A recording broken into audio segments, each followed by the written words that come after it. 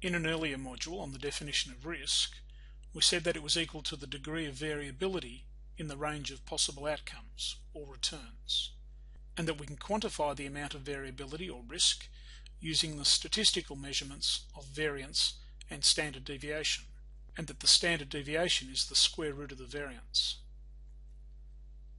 In the first module of this topic, we saw that there are three different types of return: realized return, expected return, and required return. In the previous module, we looked at measuring the risk of the realized returns from an investment in a single share.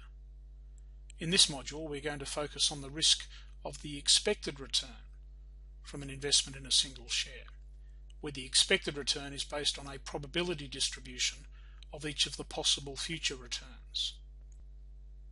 This is the formula for the variance of the expected return.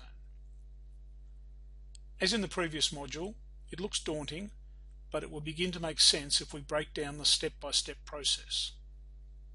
It is similar in some ways to the formula for the variance based on realized return from the previous module. We are still trying to measure the total amount of variation between the individual returns and their mean.